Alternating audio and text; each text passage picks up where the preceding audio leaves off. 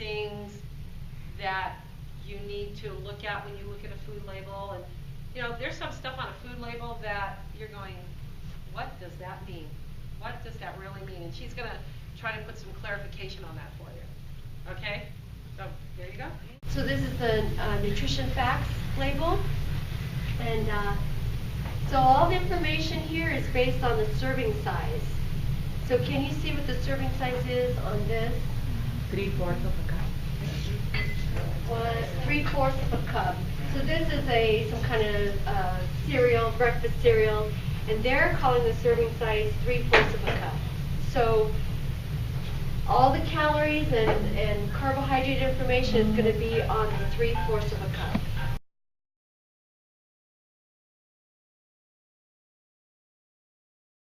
Also, they tell you, sometimes they'll tell you, yes, how many servings are in that box or in that package. How many servings are in this package? 10.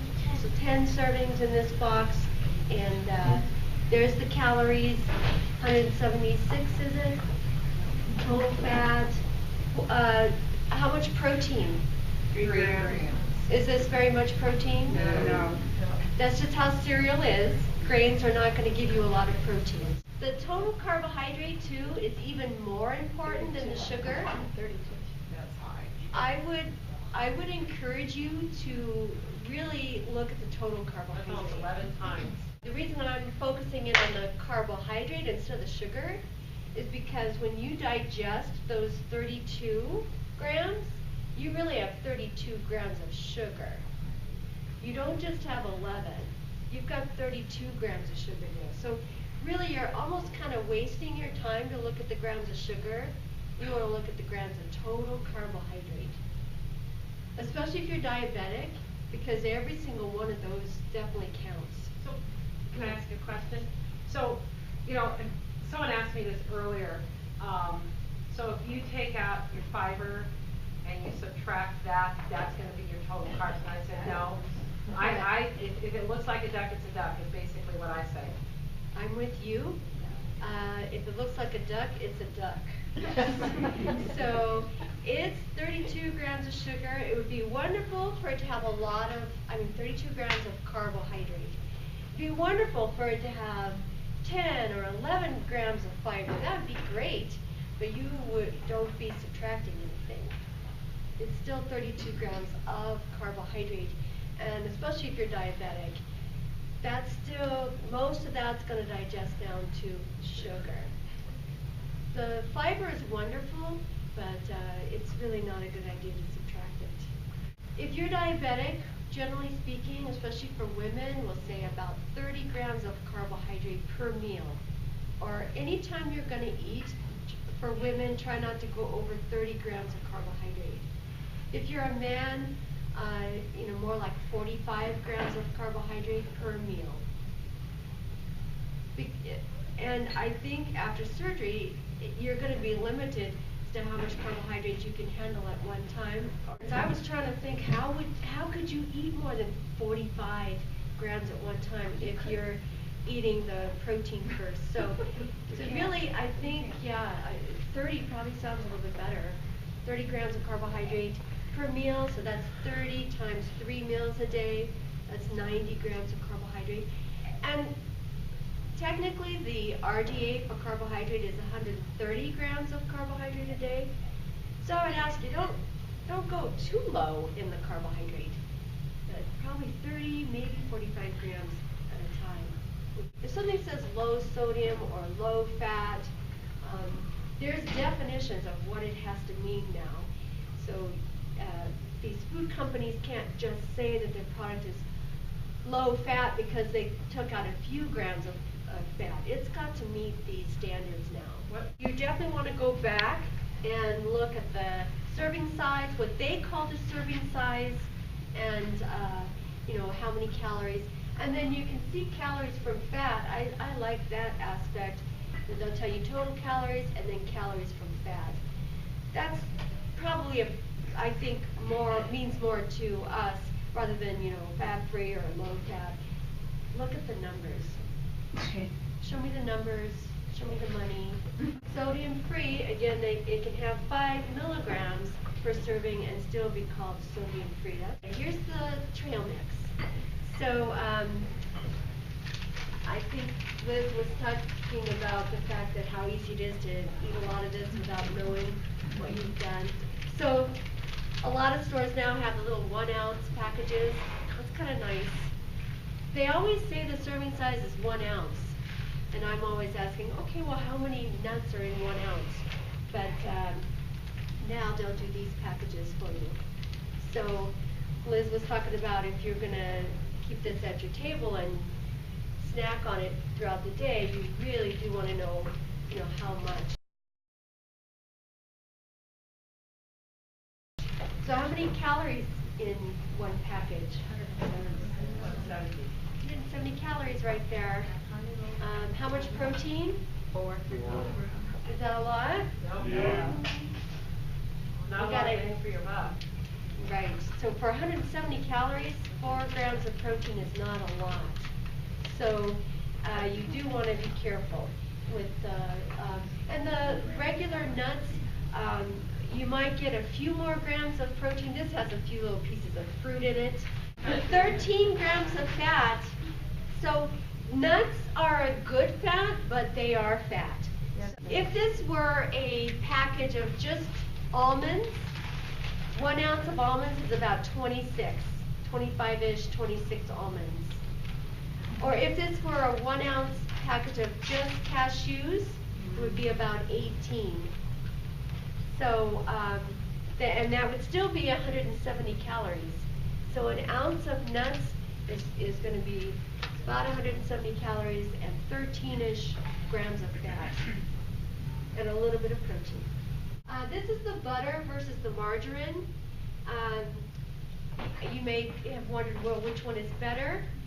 Again, the serving size is a tablespoon of each. Butter is a tablespoon, margarine is a tablespoon. The calories 100, calories over here 80. The fat is 11 here, 9 here. I can tell you that's not a big difference. No, it's pretty much a wash. Yeah. So, except for the cholesterol. Okay, which one doesn't have cholesterol? The sausage bread. Sausage bread. Okay. Margarine. The margarine. And that is because margarine does not come from an animal. So the butter has cholesterol because butter comes from a cow. Margarine comes from plants, so it will never, ever have cholesterol in it. Now, the next thing you need to think about, though, is the hydrogenated fat. Partially hydrogenated corn oil, whoops, that's going to clog arteries too. So I'll tell you what my nutrition professor said years ago.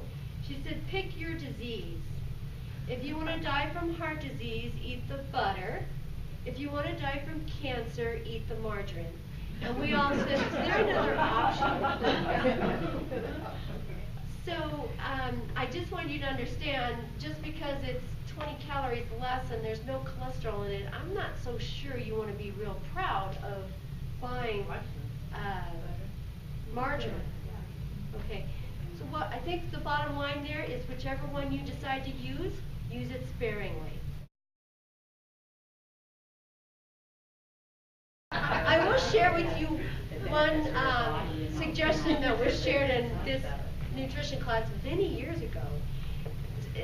She suggested maybe take a little bit of olive oil and a little bit of butter and make your own easy to spread.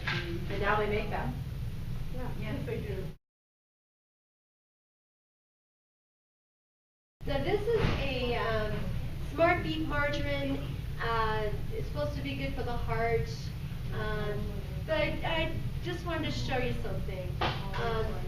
The first ingredient is water. So there are a lot of light margarines now where the first ingredient is water, and that could be a good possibility.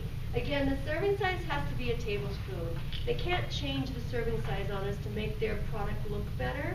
all margarines and butters have to be a tablespoon. Only 20 calories, again, because the first ingredient is water. It does have, you know, a list of ingredients, but this trans fat free thing, trans fats come from partially hydrogenated oil. Anytime you partially hydrogenate an oil, some of the fats transform into a trans fat. The labels now have to tell us how many grams of trans fat. This is an old label and they didn't put it on there, but the new labels have to tell us grams of trans fat.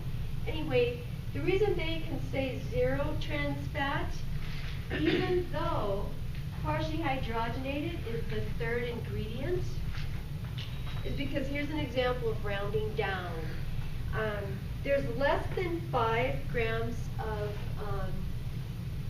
partially hydrogenated fat, so they can round it down to 0 and call it 0.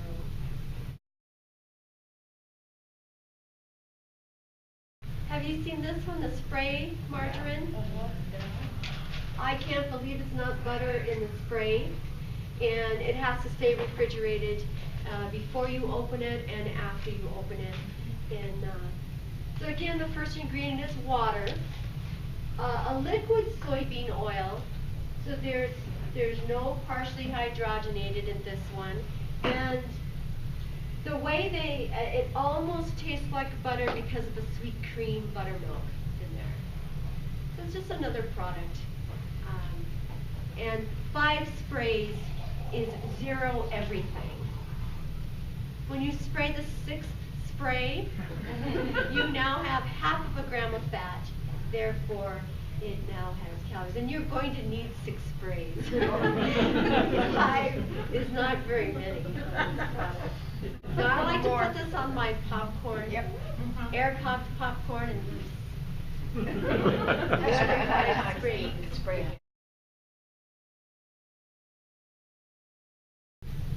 Okay, let's do mayonnaise versus Miracle Whip. How many mayonnaise people do we have?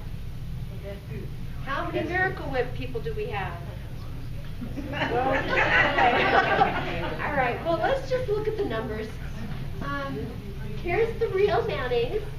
Is this the best one? No. Best food. Okay, I picked the wrong label. I'll fix that next time. Make best foods. Okay, I don't know if you can see this, but the serving size is a tablespoon, and what is that? 90 calories, 10 grams of fat. Now this is a level tablespoon. It's not a heaping. Not at all, are you? I know, sorry. Level. And 10 grams of fat, no protein. Mayonnaise is not going to give you any protein. Carbohydrates, no carbs. It's just fat. What's the first ingredient? Soybean oil. Yeah, so that's what mayonnaise and Miracle Whip and any of these other things. It's oil. It's like a salad dressing. It's oil. It's just emulsified with a little bit of egg white. So, all right, that's the mayonnaise. Now your best foods is going to have the same numbers. It's going to be close, yeah. But there's going to be a lot more sugar, I'll bet. In the It's not that way. okay, here's Miracle Whip. Miracle Whip. Fructose corn syrup. Yes, it does have 5 fructose corn syrup.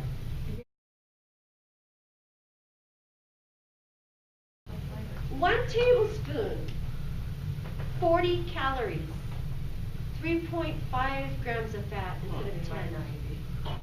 They also have a light Miracle Whip. They have a light mayonnaise. So anyway, just something to think about, because when you look at the number of tablespoons of these things that you consume by the end of a year, that could make a big difference. So anytime you can switch to a lighter version of something, it's a big, yeah, this is sweeter. But what makes it sweet is the corn syrup? Corn syrup, and paprika. They put the little paprika seasoning in here to give it a twist or a tang. I grew up in a Miracle Whip house. I I married a Miracle Whip man, and therefore we are Miracle Whip people. Always have been. Not really interested in mayonnaise. I don't know.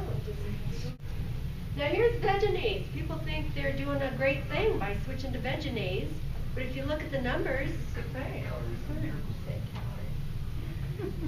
now it's made with canola oil, and that's a great oil, but it's still got the same calories that soybean oil has.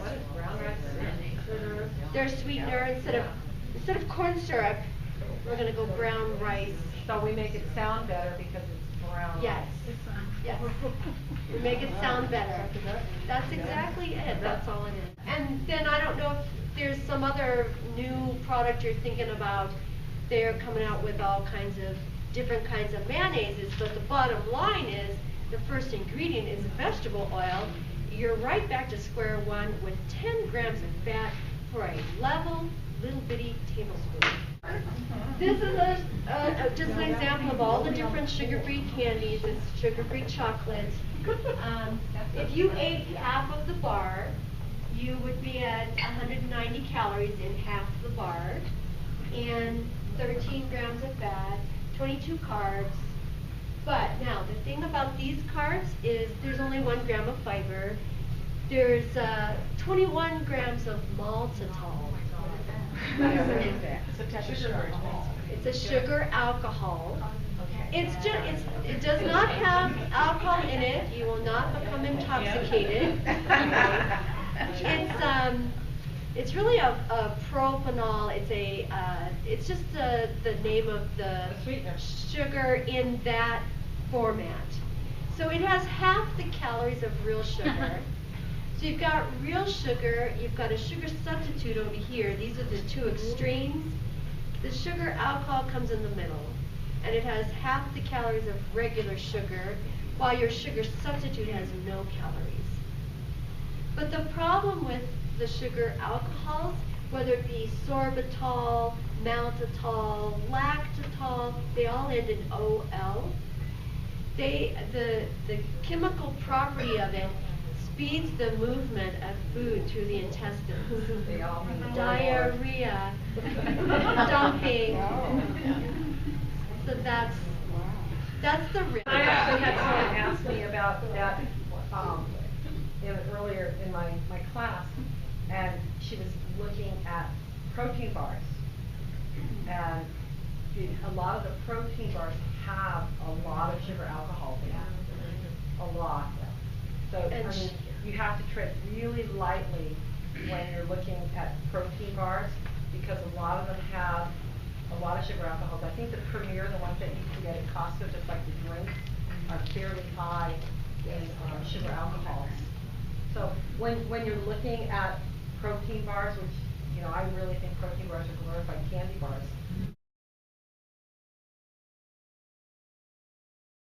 And then here's another one where they're talking to subtracting. We would recommend you not do that. This is a white flour tortilla. They taste good, and it's wonderful that they have 10 grams of fiber. That's great, but I just wouldn't subtract it. No. I don't know if you've seen this product. Better in peanut butter. It's also Trader Joe's. All your Trader Joe's will have this product. Does anybody use this? Okay, you'll either like it or you'll hate it. There's kind of no in between on this one, but it might be worth trying. Better in peanut butter. The serving size is 2 tablespoons, just like your real peanut butter, your regular peanut butter. This is real peanut butter, but I'll explain it in a minute. But your regular peanut butter is 2 tablespoons for the serving. This is 100 calories. Regular peanut butter is 190 in the 2 tablespoons. Regular peanut butter is going to give you about 6 grams of protein. This gives you 4. So the protein's pretty much the same. The fat, let's see, 2 grams of fat instead of 16 in your regular peanut butter. And we're talking level tablespoons again, 2 level tablespoons. So you've got to think about how many tablespoons do you need on your bread. So the protein's about 4. The total carb on this? 13. Regular peanut butter will be about 6 grams of protein. Carbohydrate. This is 13. Regular peanut butter will be about 6 grams of carbohydrate. This is 13. Defatted peanut flour is where they roll the peanuts out and the fat kind of falls off to the side, and then they just have the flour, the peanut flour. And then, yes, they add the tapioca to mold it.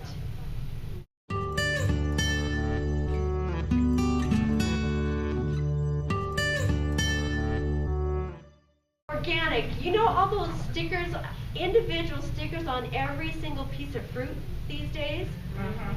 That's because organic fruit has become very popular. People want organic more and more.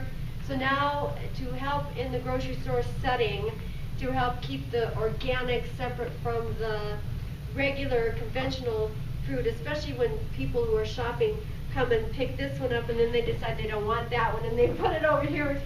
They're trying to keep the organic separate from the conventional. So I didn't know if you know, but when the little sticker, it doesn't matter what the other numbers are, but if the first number is 9, that actually means that that fruit is organic. And if the first number is 4, it's the regular, non-conventional, or conventional fruit that, you know, may have been sprayed with pesticides. I've never seen an 8, but they would have to put the sticker on there, and that would be genetically modified. I've not seen an 8. I see the 4s and I see the 9s. Whole grain is a good thing. Now the carbohydrate content's pretty much the same. The calories are pretty much the same. If you're going to do white bread or whole wheat, the same calories, the same carbs, same protein pretty much. The difference is the fiber. And in that fiber, the trace minerals. So your whole grain bread is going to be much higher in magnesium, B6, zinc. B6 is easy to get, but magnesium and zinc are hard to get. And whole grains could be a great way to do that.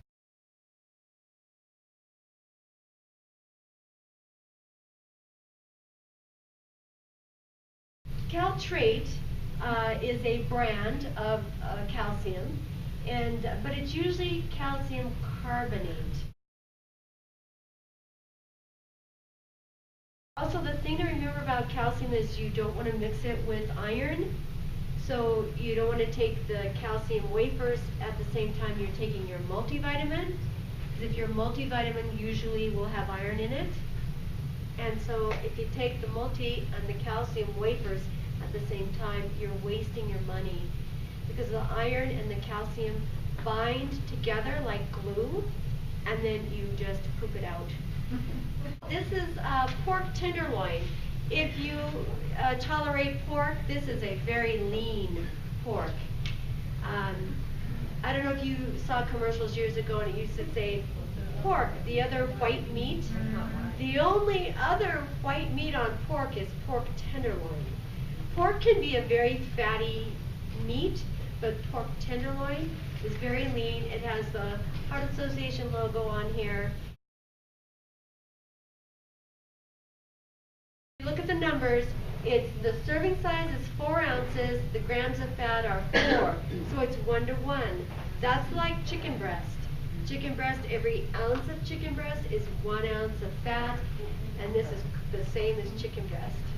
Now, I don't have a label, but along the same line, Canadian bacon. Now, that's going to have some sodium, but it's very lean. I know it says bacon in the name, but the serving size is 3 little round slices of Canadian bacon, 1 gram of fat, 10 grams of protein in 3 little slices of Canadian bacon. So another option for a lean pork if you're looking for pork options. Let's talk about yogurt for a minute. The Greek yogurt is very fashionable right now, and it has a lot of protein. So a lot of the containers are 6 ounces, even though they all kind of look different, but a lot of them are 6 ounce containers. they'll have about 14 grams of protein, and the carbohydrates pretty much the same because there's all still Lactose is made lactose. from milk. Right. So there's the carbohydrate, it's milk. And so, but the Greek yogurt has been filtered a few more times, so there's slightly less carbs and there's a lot more protein. So usually yogurt was always 5 grams of protein, now Greek yogurt is 14-ish. And still going to be somewhere around 15 to 25 grams of carbohydrate. Just try different brands. Some of them have quite a bit of sugar substitute in them. Some of them have less sugar substitute. Trader Joe's, can you tell I'm a Trader Joe person? Yeah. They have Greek yogurt where they're using beet juice as the sweetener instead of sugar, or instead of the sugar substitute. So if you don't want the taste of the sugar substitute, you can do the Trader Joe Greek yogurt.